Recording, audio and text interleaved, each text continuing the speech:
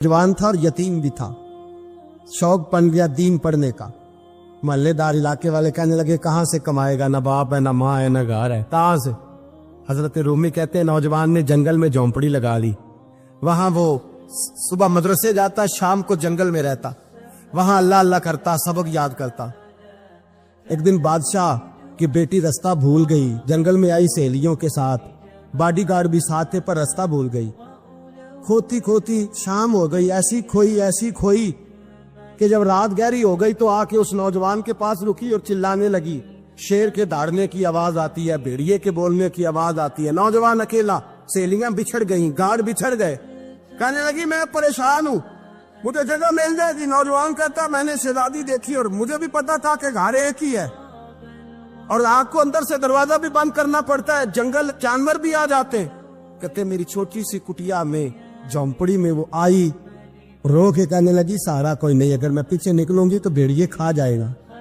कहते मैंने उसे जगह दे दी। अकेली औरत, चिराग जल रहा है, सबक याद कर रहा हूं।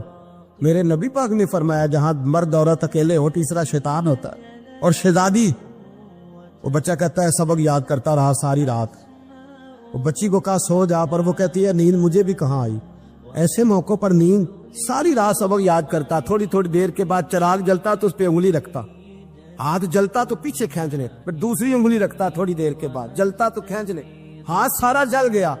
सुबह किरणें चमकी तो कहने लगा चल निकल जा, दौड़ जा, बस बड़ा सब्र का इम्तिहान हो गया, चली जा।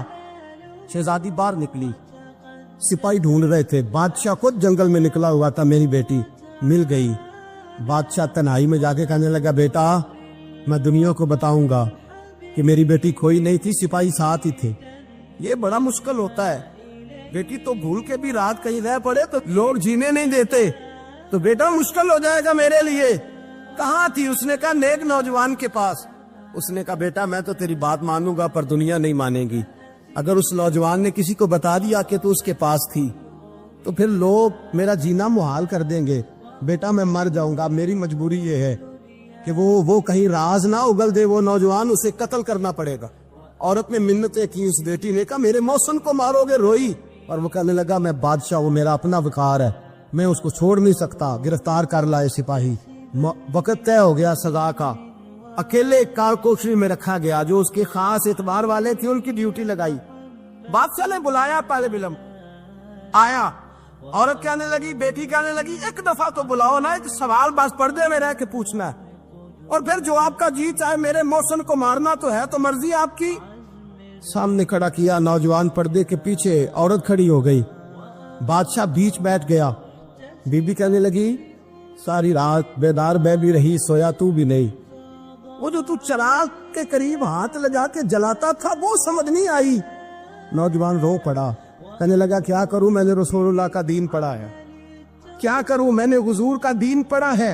मैंने पढ़ा है कि जानी को सबसे नीचे दोज़ख के सबसे निचले दर्जे में जलाया जाए, उसे जहन्नमियों का पीप और रेशा पिलाया जाए, कंद खिलाया जाए।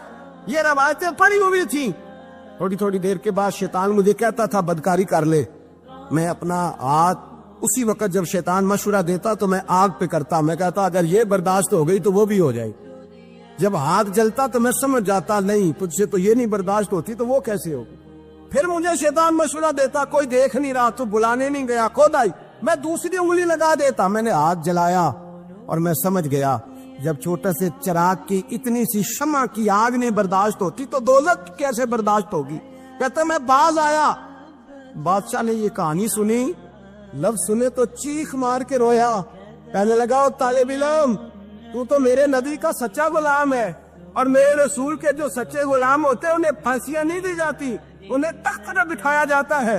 अब तुझे सजा नहीं होगी बल्कि मैं अपनी बेटी का निकाह तेरे साथ करूंगा और मेरे बाद इस सल्तनत का बादशाह भी तू ही बनेगा।